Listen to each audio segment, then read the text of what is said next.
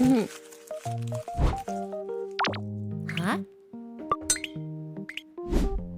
Kaboom! Alright, so there is a new video out about Marvel Rivals. It is from Legendary Drops. If you guys have heard of them, they make really great videos. So this is Marvel Rivals is a new wake-up call.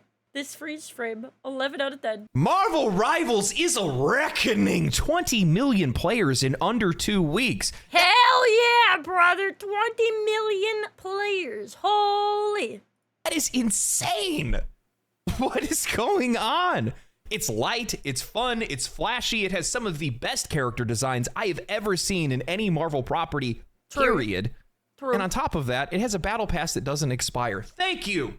Thank you. Dang, Thank you so much. I didn't know people could do that. Man, I didn't know that we could have battle passes that didn't expire. That's crazy.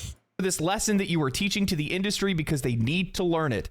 And that's exactly what this game is doing right now, because this entire year we have heard the same line of garbage towed across the entire industry as to why live service games have been failing. It's not the character designs. The people who are talking about that are toxic. It's not that we don't understand what the players want. It's that there's too much competition in the industry right now. It's not the gameplay. It's because people just aren't, interested in hero shooters anymore. Really? No. Is that what it looks like to you? See, I am so glad, because I argued this point before, too. I was like, nobody's sick of hero shooters. It's just that every time somebody tries to make one, it seems insincere, and like they just looked over at, the versions that exist right now that are successful, and they're like, ooh, I want some of that pie, but they don't actually care about, the game they're making. All of this back and forth while feigning ignorance. And we've had some incredible games this year. We've had some incredibly popular games this year. But we haven't had that game that stood as definitive proof as to what the players have been asking for a long time. We haven't had that, 20 million players in under 2 weeks kind of proof. And that's exactly what Marvel Rivals is. It's a very fun game. And that's the main reason why people are playing it. It came out of left field for me. I'm actually a bit shocked to see. Actually, I'm not that shocked to see how popular the game is, because after playing it, you can see why everybody's playing it right now. But man, I saw this game in early access, and I said, like, months back, I'm like, this is going to replace Overwatch. This is going to be, like, one of the biggest games to come out, and, like, people do not even realize. I'm just saying. I think that this game stands as a lesson for the rest of the industry. And I think in a lot of ways, the people that were talking about live service games this year and why they were failing, they might need to go into hiding after this one. So you could use today's sponsor, Delete Me. So let's talk about something really important, your personal privacy. If you've ever Googled yourself like I have, you know how much of your personal data is out there. Phone numbers, home addresses, even information about your family. As you can imagine, being a content creator, I value my privacy just as much as the next guy, and that's where Delete Me comes in, a service I personally use and trust to keep my information off the web. Delete Me removes your data from hundreds of data broker websites, those companies that are out there collecting and selling your personal information without your permission. Whether you've worried about things like identity theft, doxing, or protecting your privacy, Delete Me has your back. When I first signed up, I got my privacy report within a week, and I was shocked to see just how much of my personal information they found and removed for me. Plus, have any of you guys used this? I've heard some good things about it, but I generally, I support all of the, NordVPN sponsorships, and also, like getting rid of your personal data for companies that shouldn't have in the first place. I view this all as a win. They keep monitoring and removing my data all year long. Here's the best part. You can try it out yourself. Go to joindeleteme.com/drops and use the code DROPS for 20% off. It's the easy way to take control of your personal information and protect your privacy online. Thank you to Delete Me for sponsoring today's video. Now let's get to it. In a year in which we've seen many live service games fail, and a few of them even shut down within the same year that they were released, one now stands as the crowned king of 2024. Yeah, see, this is why people say that nobody's looking for a hero shooter, because every time a hero shooter has come out, it's been a blatant cash grab where they do not care to make anything good from the game. The list of excuses has grown incredibly long. The players are sick of being ignored, and in many ways, for those players who have been mistreated by other games, studios, and publishers, and subsequently lost interest and hope in those games, Marvel Rivals stands as their new refuge. Right at the end of the year, in the same week as the release of Path of Exile 2's early access, the game climbed to 480,000 concurrent players on Steam, while pulling similar numbers across PlayStation and Xbox. The developer announced in just under 3 days that the game had reached 10 million players. Just over a week later, they would update that number to 20 million players. Doubled. It doubled within that time. That is insane.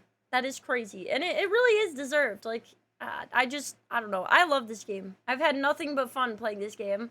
Regardless of it being free to play or having the Marvel IP, while those are definitely factors here, we've seen plenty of games, especially live service games, fail to garner any level of success. However, Marvel Rivals seems to have something that everyone else is missing. Now, I've been busy with other content and other games. However, whenever I get the chance to, I've been logging in and playing with friends. This game feels incredible to play, and that's something to take note of. That is incredibly important here, especially in this genre. There are very few performance issues. The controls feel fantastic. Every character feels entirely distinct from the other. We aren't beating the accusations here, as the great and wise Mike Ybarra so brazenly pointed out on Twitter and then later was shamed into deleting. I still can't believe he said this with his full chest. Bro, Black Widow has existed, like, before Overwatch's idea even was thought of, my dude.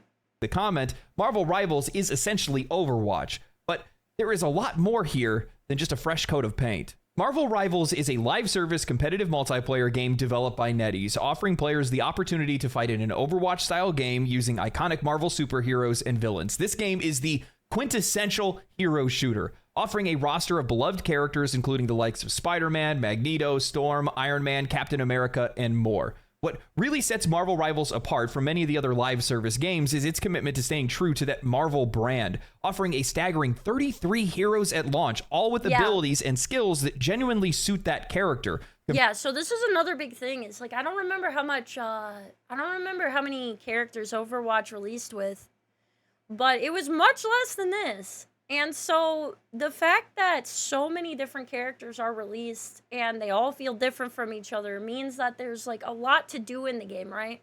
The maps change throughout the course of the game. There's interactions and bonuses you get for combining players. So there's a lot of, like, you know, like I said this before, but the game itself is repetitive. Like hero shooters, you usually go on the map and you fight for the point, and it's kind of the same thing over and over again. So it's really important, I think, that you have, like, you know, a difference when you play, right? Like, the map feels different, or the game mode feels different, or the character you're playing feels different. Otherwise, it'll kind of lose its, like, shiny newness very quickly once it becomes, like, redundant. Combined with arguably some of the best character designs in all of Marvel. I think that's where Suicide Squad Kills the Justice League really went wrong. They didn't stay on brand. They forced the characters and the setting into a looter-shooter mold for profit purposes. None of the characters really used any of their trademark abilities, and everyone used generic weapons and guns to fuel that looter-shooter formula. In Marvel Rivals, you are playing as those heroes, fulfilling roles that they are best suited for and using abilities that make sense for that character. I think it's kind of funny when you think about it. Like, Overwatch kind of is the most, like, mainstream, at least, version of what people know as the hero shooter. And, like, the person they got replaced with was the person, like the company that makes heroes, you know? That is what Marvel does. It's like, dang, so you're telling me that if you put actual known heroes into a hero shooter, that it'll do really well if done right? Crazy. What's really interesting with Marvel Rivals, and this is pretty much across the board, is there is a much higher skill ceiling due to the depth of mechanics between each characters and how they synergize together. Characters in the game have unique team-up abilities, passive bonuses, and activated abilities that can only be unlocked when you're actually pairing them with specific allies. For example, if you use Adam Warlock with Mantis or Star-Lord, well, he'll grant both of them a free revive upon death. This is something that I think really adds a little bit of extra flavor that this genre has been missing. There's also, like, very, like, they have anything from, like, a very easy play style, which they have marked on their character. Like, if you log into Marvel Rivals, you could see it when you go to look at different characters. And like, their overview. but there's a star system that kind of tells you like this is an easy play style character, this is like medium, and this is difficult.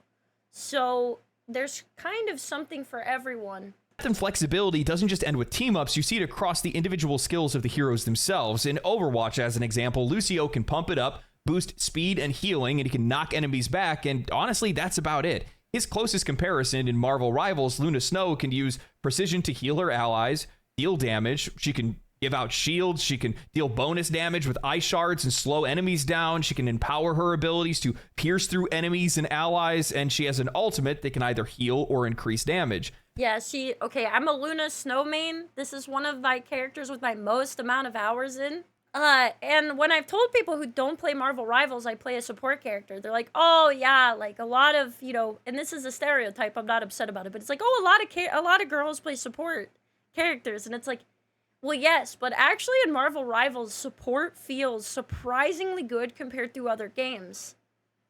Like, so if you are a support character, you can end the game with your team and have the most kills. You are not just a heal bot. There's a lot of different playstyles, and there's also characters that are more buffers and not just direct heals, like Rocket Raccoon. So it's really well implemented because there is clear roles, so you do feel like you're playing a support and you are helping. But you also don't feel like that's your only purpose. You have your own survivability, and you don't feel like helpless and only capable of doing one thing. There's a lot more in the way of skill expression and role flexibility across the entire game. Now, what that means in gameplay is that while Marvel Rivals is a bit less accessible than Overwatch is, it has a higher barrier to entry for competitive play due to the depth of the character roster and their abilities, but a meta is much harder to pin down in a game like this. There is a lot more in the way of individual skill expression between each character, and by extension, every match feels much more fresh because not every player plays the same hero the same way. Yeah. Also, like, some characters that they've said are genuinely bad. Like, the best way I could explain the meta right now is it's usually characters that are widely accessible that are not hard to use, right? So if a character's really hard or situational, you might want to duel with someone, or you might have to really take extra time to understand them to get the payout. Unlike someone really easy, as a tank. Like, for example, there's a lot of people who can play Venom, because he's just an easier tank. And that doesn't mean that people aren't, like, skilled at him, but yeah, he is less intimidating than some of the other tank options, right? Spent most of my time playing as Psylocke. I love this character. I love her in the Marvel Universe. I absolutely love her design in this game, and she's incredibly fun in Marvel Rivals. I think that in many ways, this game's biggest strength isn't about how characters fulfill their roles. It's about how the game provides this layer of player agency that I otherwise don't feel like I get in other games. I'm not a frontliner. I definitely feel the same way. I don't really like being in the mix. I like sneaking around, peppering enemies with a bit of damage from the sidelines to support other characters. I ignore the objectives and catch players who freshly respawn that are trying to get back to their team, and then I'll drop in out of nowhere with an ultimate to take out a bunch of enemies and disrupt the point, and then fade back into the shadows. I want everyone to forget that I'm even there until it's too late. Marvel Rivals has the vision to allow players to be able to play their own role rather than the one that the game assigns to them. The minute that this game came out, I started getting Discord notifications. I got messages from friends. Have you heard about the game? Are you going to play the game? Do you know anybody else that's playing the game? And that is incredible. This was me. I was looking around to, like, my entire friends list, like, hey, what's up? Have you ever heard of this game called Marvel Rivals? You should play it. If you need anyone to play with, special for a game like this, because that's exactly what the developer wants, and that's exactly what a community wants for this kind of game, because you want more people that are playing it. You want people to go out and try to find more people to play the game with.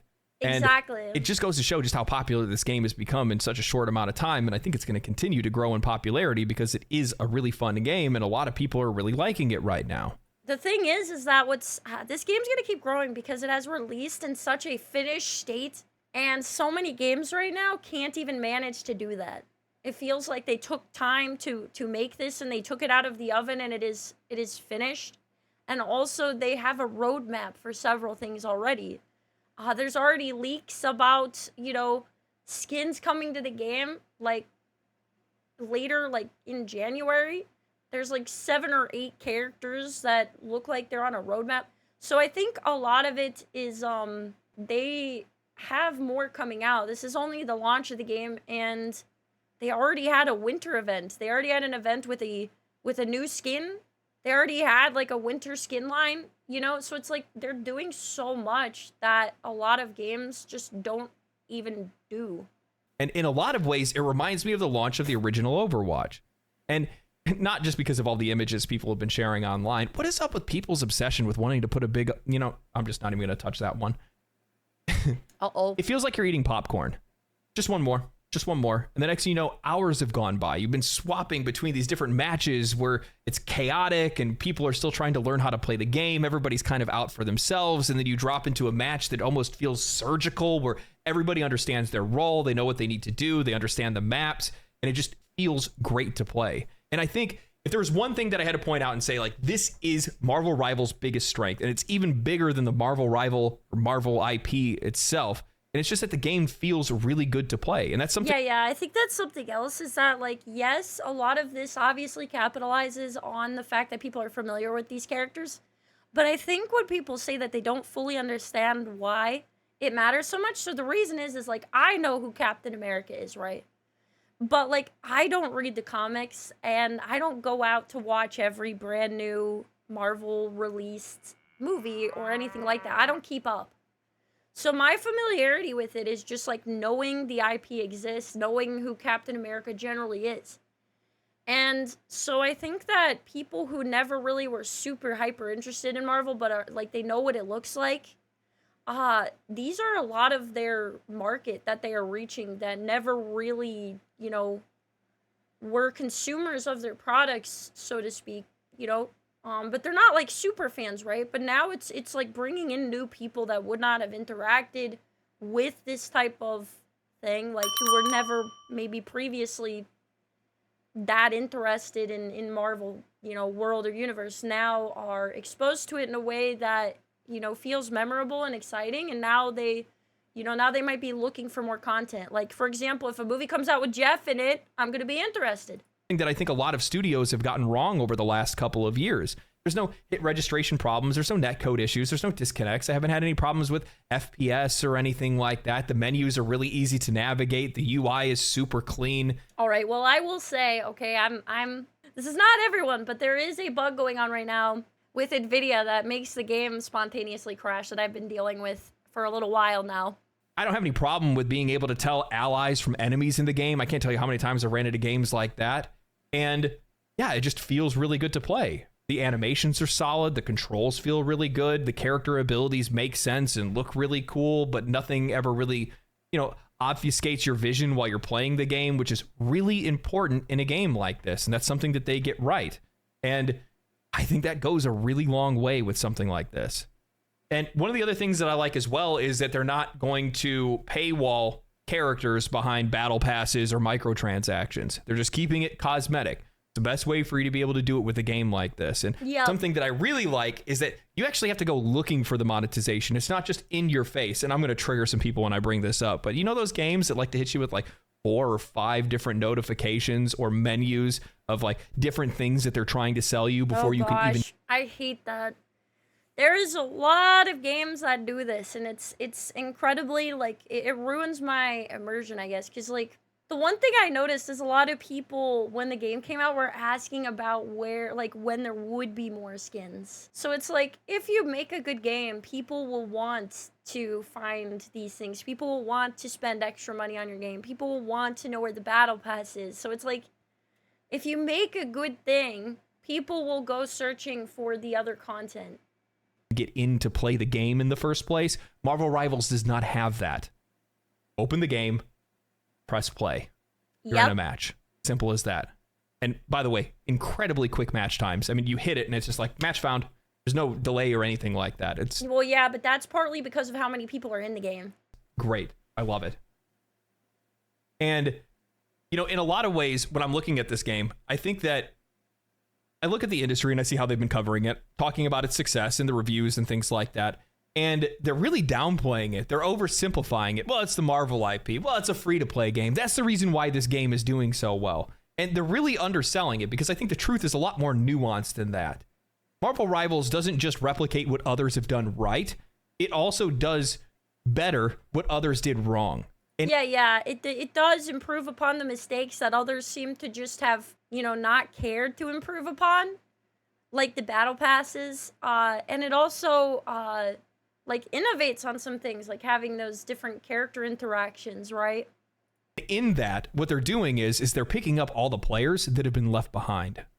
A really popular discussion that I've seen recently is both games executives and games media that have been writing this line of games being ripoffs of successful games, and that's the major factor as to why those games have been able to find any success, which, yeah, duh.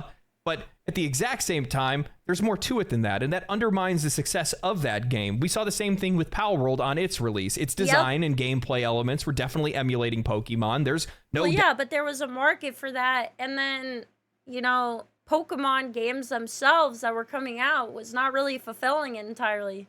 So people were, consuming it, but they were they were consuming it because it was that there was no competition. There was nothing better than it. It was the best there was, even if it was mediocre, right? So that's kind of how I feel Overwatch was still existing, is it was like, well, I really like this game type. I just kind of wish there was more of it and it wasn't done this way, but there isn't anyone else doing better. Doubt about that, but a mere copy doesn't find 25 million players the way that Palworld did. Or now 20 million players for Marvel Rivals and its inspiration that's taken from Overwatch. Now, I will say I find it incredibly rich to see that Mike Ybarra, ex-Blizzard president turned sports betting CEO, now there's a career change that He's doing sports betting? Oh, I didn't know that. Oof. it makes a lot of sense. It tells you a lot about the industry today, now doesn't it? However, he went to Twitter to say, looks like Overwatch Marvel Rivals ships tomorrow, much like Light of Motrium, a clear copy of Horizon Oh my god. Zero Dawn out of China. I mean, even the character name, Widowmaker in Overwatch versus Black Widow in Marvel Rivals, LOL, NetEase, Tencent, all the same. Ironic coming from somebody that used to work for Blizzard, a company that outside of a few hits has built its entire empire off of copying successful games, modern. I know, I'm so surprised that that's the hill he chose to die on. That's the insult he chose to choose. Like, that is what Blizzard is. And Overwatch, copied from TF2, so I don't want to hear it. Them and then re-releasing them to even more success. I mean, Overwatch isn't even original. Most of its core mechanics and premise were directly taken from Team Fortress 2, but I've seen a lot of people comment on this tweet. However, the one thing that I see that apparently nobody else does is fear and coping. If Palworld ever beats the sales of a Pokemon release, if Marvel Rivals buries Overwatch, if Light of Motrium outsells Horizon, what does that say about the empires that you've built and the games that you've made? If somebody... See, this is something I wish more people would talk about, okay? So many people are like, oh my god, can you believe that, this company is copying, blah, blah, blah. And it's like, okay, well, if it's just a copy of something else and it has nothing new to offer, then why are so many people looking to play this game? It's like, what does it say about the original company, right? Are we not going to look at the fact that it's a symptom of a bigger thing, which is like, you're not providing something and there's a huge market for the thing that you're not providing? If somebody can simply walk up, take what you've done, make it more fun, more edgy, more sexy, or whatever, and then immediately find success, aren't you the one that's failing to meet your customers' needs? Oh, that sucks. Overwatch was massive when it first released, and it held that popularity for a long time. However, Blizzard I'll be honest, I was waiting for somebody to come in and take Overwatch's crown, because they weren't really working to do anything. They were just kind of sitting on it, years squandered all of the goodwill that they had created with that game. They killed their competitive scene by getting rid of the Overwatch League. They erased the original game when making Overwatch 2, effectively bricking physical copies just because they wanted to push people into a new microtransaction ecosystem. For many, that was the breaking point. The players that remained behind did so because they actually believed in the promises that Blizzard had made for Overwatch 2. The PvE mode, the added depth, the value that was supposed to come with all of these great sacrifices that they forced upon the player. But yeah, you're also right, Leon. They didn't just sit on it, they fired the people sitting on it, true. And I don't know, it was just mistake after mistake, right? the fact that it stayed around this long is, I really always figured it was because of the fact that there just wasn't a competitive, another game coming in at the same quality. In the end, all of that was taken away. All the future plans and promises were canceled. What they were left with was a stagnant live service game that was no better than the original version, that barely even changed, and had only taken their money and their hope. There's no loyalty there anymore. So when we see a new game like Marvel Rivals step out onto the scene, it has a ton of recognizable characters, more depth, and a clearer vision of the future. Well, it's easy to see why players would go to play that game. I mean, Blizzard is practically forcing them to at this point. Yeah. I feel the same way. It's like yes, it is difficult to make a nice, well-playing game like this. There's no doubt lots of hard work went into this. But also, I feel like one component that makes it easier is that people have been blue in the face telling Overwatch what they want, right? There is endless amounts of knowing what the consumer base is asking for and what they're not getting, right? So there's games to look at. There's examples out there for people who want to make games like this of what does and doesn't work. Like, they already know where to pick up from, right? That's why I always thought it was odd when I would see how often games media would talk about why Sony's Concord failed, claiming that it had to do with the fact that the hero shooter genre just wasn't in style anymore. It had nothing to do with that. In fact, I would like to believe that there's probably a growing hunger out there for something to replace Overwatch because there are so few experiences like that. No, I've always felt like this. So I knew some friends who played Overwatch. And when I first played Overwatch, I played Overwatch 1, but I didn't play seriously or anything. And the first thing I remember is that I was never a big fan of Overwatch, okay, even in its good days. But the one thing I remember is I was like, man, I like this because it's not like Apex Legends, it's not like Fortnite, it's not like Valorant. It's not as sweaty, and there is a little bit of a casualness to it. And I just really enjoy it. You know, it's not, popping around a corner and a snipe and gone. And I just, I enjoyed all of the different abilities. It kind of felt like what I imagined, what I wanted from, playing an MMO and doing PvP. I don't know if that makes sense. It's like you're playing a character that you like, that has a story behind them, and there's a lot of complex interactions. It's not just, dropping in and being very good with aiming in a particular gun or something. And I enjoyed that because I'm much more casual than a game like Apex or Valorant would allow. In the market right now, there are so few low commitment fun games that have great multiplayer experiences with low bars of entry and high ceilings for competitive play. Yeah, that's what it is. It's like I'm sorry I'm pausing it so much, but it's like there's not a low bar to entry, especially when a lot of these games have been out for so long. It's like you're coming in late and it already feels like you're behind. And so it feels nice that there's a low bar to entry. You can be a casual player and get a lot from it. And you can get, really sweaty in the game and spend lots of time to get good at it, but it's not like you won't have fun casually if you don't.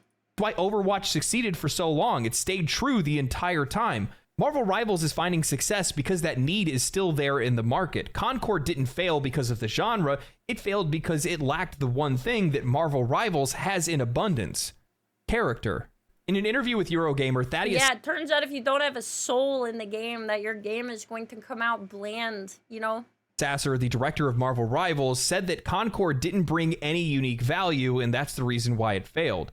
Saying that the truth is, I don't think anybody can predict this, or the games industry would be radically different today. There are a lot of games that come out that people are like, it's going to do well, and it flops. Or people are like, it's going to flop, and then it succeeds amazingly. Yeah, sure. I think it's really hard to tell ahead of time, and you're always worried about that. The trick is you have to have that reason that people want to come play your game. So many people miss this, one point. They're over here trying to figure out, advanced mathematical equations in their head, and somehow they lost sight of the entire point, which is okay, what are you offering? That Marvel Rivals does that exactly with superheroes. I don't know about you, but when I heard about the game's concept, I was like, oh my god, I want to go be Storm in the game. I want to go be Doctor Strange in the game. I want to be those heroes in the game. That sounds awesome. And of course, my mind immediately leapt to all of the cool possibilities that you could have with that. And that's what I think will pull people in. And I think he's right. Heck, I don't even remember any of the names of the characters from Concord, and I don't think anybody will. Concord really didn't do anything. It had these characters that weren't all that well designed. People didn't really want to play as them or even get to know them, and the developers just assumed that we would want to get to know them. We know that because they had this whole plan and business strategy around delivering seasonal movies for their cast of characters. You either have to hook players with something that they know, or you have to tantalize them with something that is so cool that they need to know more about it. Concord did neither of those things while also looking not really all that entertaining to play. You know, another justification that I'm seeing right now as well is that the reason why Marvel Rivals is doing so well is because it's free to play. And oh my gosh. No, Concord was free to play for a little bit and nobody cared. That is some copium, brother. And yes, having a game be free to play makes it easier to get into because there's not a commitment you have to have going in. If the game is bad, you could just uninstall it. And they make the comparison and say, well, you know, the reason why Concord failed was because it was $40. It would have done better if it was free to play. I don't think that that's as big of an impact as many in games media or even the industry thinks it is.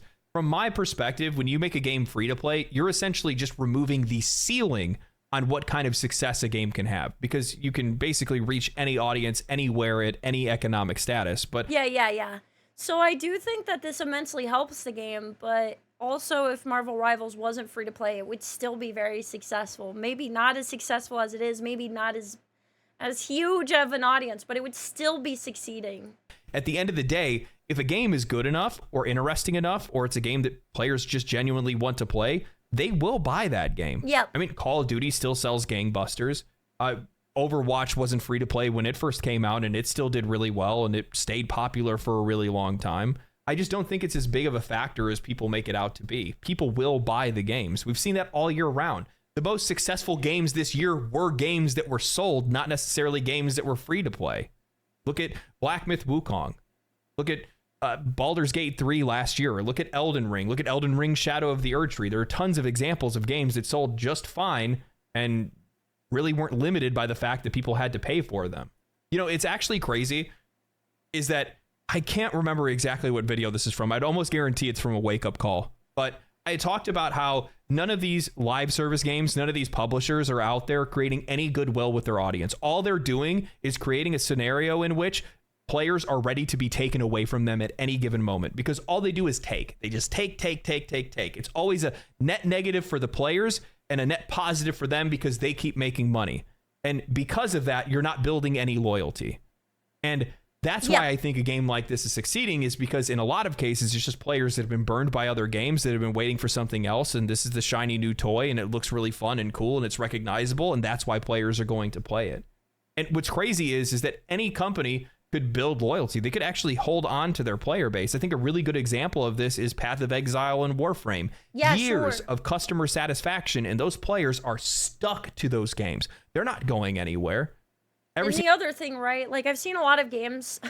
I've seen a lot of games be like, oh, our game failed because, you know, another popular game came out at the same time.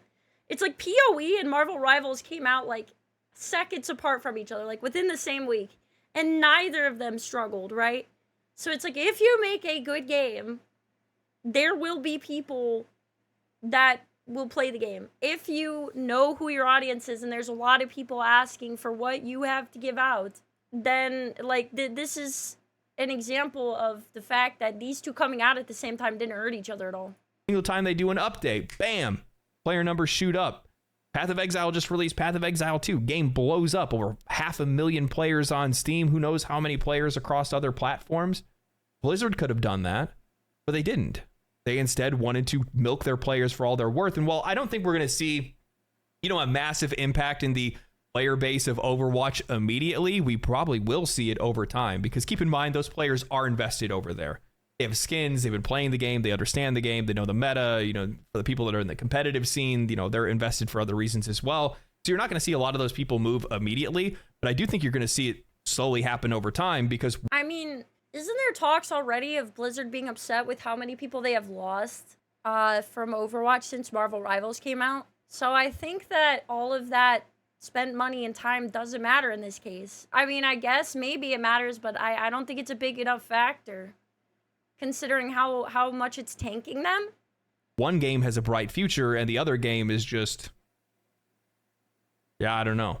Because I think, like, even if you spend money on a game, if the game you have has made you bitter and has, like, kind of ruined your expectations and built distrust with you, then you're not going to want to sit on that. You're going to want to go to something better, you know, especially if, okay, this is another factor, right? The fact that it's free to play, you don't have to spend any money to give it a try. Those skins from Blizzard will exist on your account when you come back. If the game is bad, right? There is no risk to you trying it. And I think that actually is a big component when you consider that maybe these people do feel like they've spent a lot of money and they're skeptical to try moving to a new game. They've been here for a long time. They've spent money on the game. But it's like there is no risk and only reward by trying it. So they end up coming over anyway. I think that Marvel Rivals director is absolutely right when he's talking about creating something to entice players to come over to your games. And for him, he's using the example of the characters, which he's absolutely right in that. I think that, you know, having the IP is huge. It's very recognizable. People want to go play as the Marvel characters. I have my favorite. Most people have their favorite characters. It's fun to play them as those characters. And it's also fun to fill that, you know, player fantasy or that power fantasy of playing as that character and using their powers against other heroes and stuff like that. But one thing that I think that Marvel Rivals has proved that the industry is not going to be very happy with, and it's that players do care about how their characters look. Something that I've taken a while to figure out how to properly voice is that games across the board need to do a better job at inviting players in to actually play their games. And I don't understand why this is something that you need to learn how to articulate. I don't feel like this is controversial or anything. You're playing a game. A lot of people play a game for escapism and they want to look like something that's not real, that's very cool and entertaining to look at. And this doesn't even just go into character design. It's like everything, right? This is going to sound very oversimplified, but it's in the game's design too. They like the saturated colors, right? They don't want to see like what it looks like on a cloudy, like sunless day in, I don't know, an empty cornfield, maybe in a horror game, but you know what I mean? It's like they want it to look like a fantasy. Like, what's wrong with that? That's the whole point. Making your game beautiful and attractive is the best way to do this. Now, I mean this figuratively and literally. Dark Souls or Elden Ring don't need hot characters to bring you in. It hooks you with the setting, the vistas, the brutality, Path of Exile. Yeah, but it still has its, like, fantasy elements that can never happen in real life. Like, dying immediately when your ankle gets, you know, covered in water. That just instantly kills your Elden Ring character. Style 2 entices you with the grotesque nature of its world. However, games that the player character is the main focus, narrative-driven RPGs, or in this case, the hero shooter genre, it is incredibly important to make sure that those characters are going to attract the player in to actually want to play as those characters, to learn about them, to be them, and ultimately buy cosmetics for them. Yes. Marvel Rivals understand. Gosh, I don't understand why we even have to point this out, obviously. And it's not even just about like, oh, you want, you know, to be a guy like yourself but more handsome. I mean, it can be, but like this goes into everything. Like I want to play Jeff, a physical manifestation of a shark dog that blows bubbles. All right? That's my idea of escapism. Stands this and executes on it with style. Before this game was even released, I cannot tell you guys how many times I saw images of Squirrel Girl floating around Twitter, Reddit, and Discord conversations. Hell, the first time that I was even introduced to this game was because of a tweet that I had seen where apparently one of the models that had posed for one of the characters and their CGI had been leaked. And the hey yo, it's Sidelock. That's Sidelock butt. Hey yo. Is it wrong for me to like playing the attractive character in a video game? I don't understand. What's wrong with that? It's not always looks, right? Like, I like playing Jeff. It's a hero shooter. You have to be interested in the hero. Body model for Psylocke proudly let everybody know that that was her ass in the video game. Oh yeah, I forgot it was based on that person. They're like, that's my butt over there. Hey guys, I've made it. That's my butt. I feel like that's what ultimate success looks like. Has some of the slickest designs that I have seen in this year so far. They do an insane job of blending comic designs and anime designs in a way that doesn't take away from the original art of the characters. They still remain just as iconic. Man, I love this Storm skin. But they're updated for more modern sensibilities and tastes. You want to play as these characters, and the game invites you to do that because of how great they look.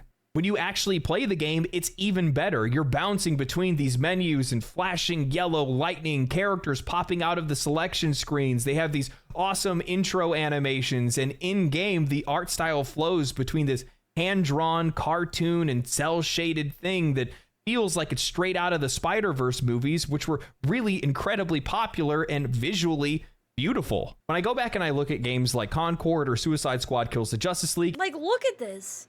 This is what it looks like if like I wore makeup and like accidentally rubbed it all over my face and like did not shower or get any sleep. You know, I don't really live that fantasy. I don't understand why like a lot of game companies want us to, right? I don't understand why they push for it so hard. It's clear that character designs play a huge role in drawing players in, yet these games miss the mark. In Suicide Squad Kills the Justice League, for example. Rosie after insomnia depression.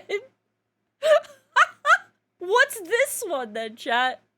What's this one? Too much Baja Blast. Well, they gave their rendition what of it looks like to be Baja Blasted. Miss Freeze, and that felt completely detached from the Bro, character she got a jar on her head. that we know and love. When you look across all of the characters and rivals, every single design jumps out of the screen, showing you something fresh, interesting, and recognizable. Yeah.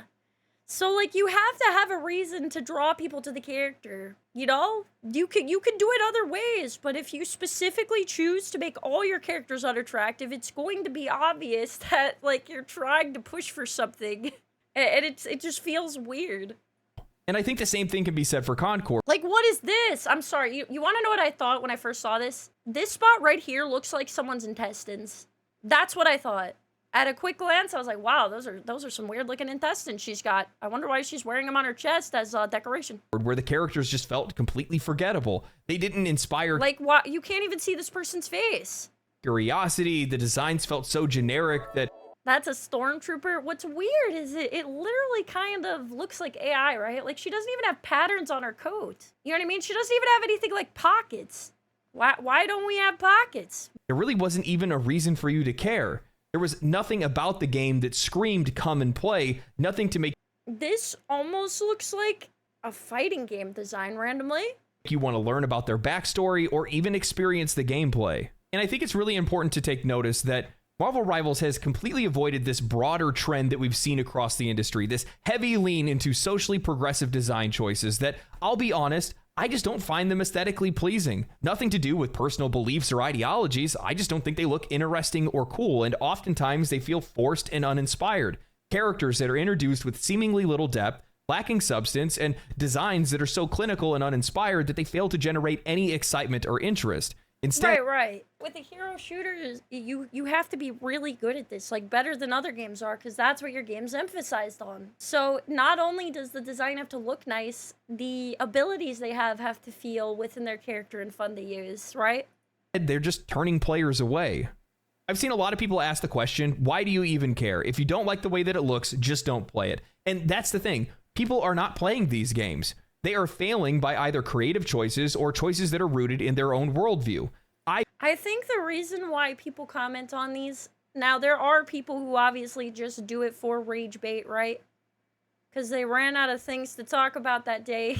But I think a majority of the time, it's just people innocently wondering why it exists, who it exists for, right? Because a lot of the times these games are dressed up like it is a Marvel Rivals game, but when you open it, it looks different. And so what happens is a lot of people are like, why is it made this way? Why does it look like this?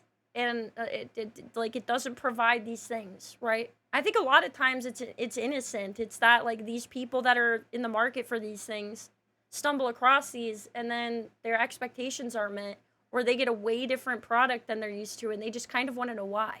I want games to succeed. I want games to do well. I don't want developers to lose their jobs or studios to go out of business. I want more games to play, and the only way for that to happen is for more studios and publishers to face reality. Baldur's Gate 3 and Larian Studios' director of publishing, Michael Dow, stated this perfectly. He said 2025 and beyond is going to be an extremely tough time to ship a game, with division spilling into everything.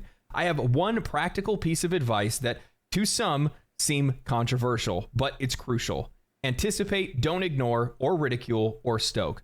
Figure it out, navigate the waters, even if you think they're unfair, or that the sea shouldn't be that rough. The reality is that it is.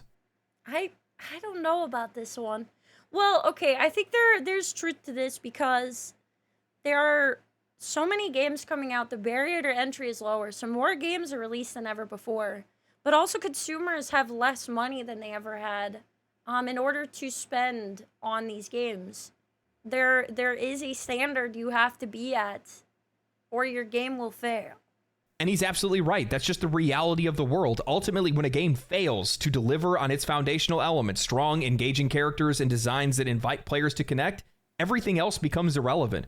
Players need to feel drawn into these games' world, and they need to be invited in before they can even get to the gameplay. While many may wish that the world was different and they want to project their worldview onto their games and their characters, you are selling a commercial product that people are expected to buy for you to stay in business. And if I don't understand why, like, what made this happen. I don't understand why people have to push, like, their personal, like, worldview or agendas or ideas onto things, because it makes the game a lot more personal than it needs to be. So when people don't like it, the person who made it takes it as a personal slight. A lot of these people, like, even the people who are making the games, right? It's like they don't care about you. They're making a product and they want you to buy it. But what's weird is that if you're like, I don't really want to buy it, then they take it personally. It's like, it's not about whether they like your worldview. That's not the point. It's whether they want to spend money to buy a product or not. Has nothing to do with whether they care about, you know, your views or disagree with that. It's they're buying a product. They only have so much money. They have less than they did before. There's more competing people on the market. And so they're going to hold their money and only buy, you know, what they can. That you can't. I don't understand why we got to put the personal agenda on it. It's you're making a product that appeals to everyone, right? Or making a product that appeals to a wide amount of people, a very large amount of people. It's like, in order to do that, you are going to have to put aside your own personal views, and you're going to have to figure out what appeals to a majority of people. don't like the way that it looks, they're not going to play it. Now, I want to be crystal clear on this because this is social media. People can and will frequently take you out of context and completely miss the plot when it comes to these conversations. So I'm going to be literal as possible. Looks alone will not and cannot bring you continued success. They can garner attention, but clarity eventually will take over and interest will be lost if there's nothing else there beyond the looks. Yeah, yep. A perfect example of this is The First Descendant. This game has some of the hottest character designs that you can find in gaming without having to private your Steam library. Many people celebrated the release of The First Descendant. It soared up to 260,000 players on Steam within the first week of its launch. It was well received on console, and it quickly became the flag to fly in the face of developers that were creating games for the mythical modern audience and the journalists that defended them. I played The First Descendant. I reviewed it on this channel, and while I felt it controlled well, it was one of the most shallow games that I've ever played. It was repetitive. I agree. I had the same issue. I was like, yeah, the game looks great, but it feels very repetitive, right? And so this is an example of a game that looks nice, but the gameplay loop is not satisfying, even though the looks are there. So a lot of people came because they liked the way the game looked. They got that part right, but they didn't stay. Lacked diversity in gameplay, in content, and its progression and monetization was completely taken from Warframe, but they had gotten rid of all of the fairness and generosity. Overall, the game just had no soul. And to nobody's surprise, the game lost 94% of its player base since launch. And the truth of the matter is, you need to have more than that. And I think that Marvel Rivals is likely going to be that proof of concept. It is shown that... And this is what I mean, right? Is like, if you're a small indie studio, a game like The First Descendant, let's say, just generically, that's probably fine. Having a small, consistent player base, even if you lose a huge chunk of them, if you're repeatedly making new content, people will come back. And it sounds bad to say, but what determines success as a large studio versus like a small indie studio is so different. And what many people would consider a failure is still a success for a lot of indie devs because there's only a few of them. And so they don't have this large amount of payout or an investor that they need to impress. Success in live service, or any game for that matter, is about making a game that resonates. It's about the combination of all factors that make a game successful. Marvel Rivals performs well, it's smooth to play, it has accessible gameplay that feels familiar yet fresh, it has a lot of depth, it has a high ceiling for skill expression, it has some stunning artwork and character designs, and most importantly, it's a game that understands what players want, respects it, and delivers it. And it's just a fun game. At the end of the day, that's exactly what we need these games to be. It's the most important thing is for these that's crazy. You want your game to succeed, make it fun. Games to be fun and enjoyable, and that's exactly what Marvel Rivals is. It's very light. It doesn't feel high commitment or anything like that. I love the character designs. I love the animations of the game. I just like playing the game. It's just fun to play. Game feels good. That's what you want from a game like this. You know, I've seen a lot of the reviews for this game talk about how it's just a messier version of Overwatch. And while I think that's true, and that's such copium, a messier version of Overwatch. How so? How so? They released the game with more characters than Overwatch had at launch, with more complexity between character actions, with multiple maps and game modes, with maps that have destruction depending on what you do.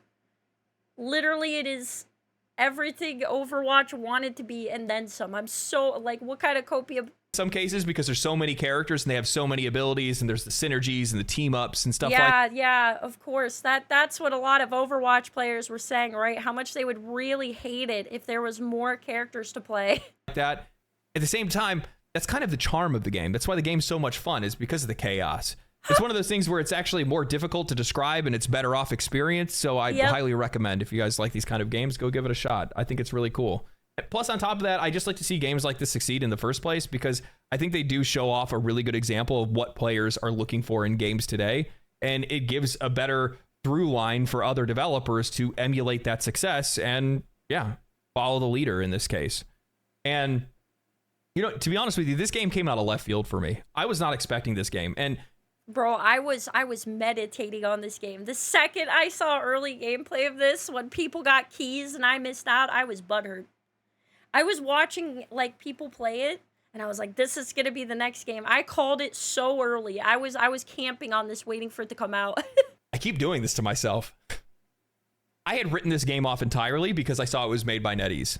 And I am one of those people that used to have a bias towards a lot of Chinese game developers, because I was always seeing the same kind of games coming out from them, usually just blatant cash grabs, gotcha games, things like that, and it's just not for me. I like things that value my time and money, and oftentimes I get that. I never agree with this whole, like, oh, I have to hate every game that has NetEase. You know, it's just, it gets so tiresome.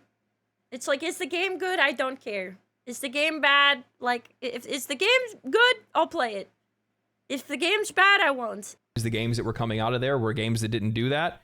And I had written off Once Human. I was proven wrong. I written off Black Myth Wukong. I was proven wrong. I wrote off Marvel Rivals, and here I am again, proven wrong. So I am just gonna, make good game, change public perception. It's that easy. Marvel has had plenty of products that have been mediocre.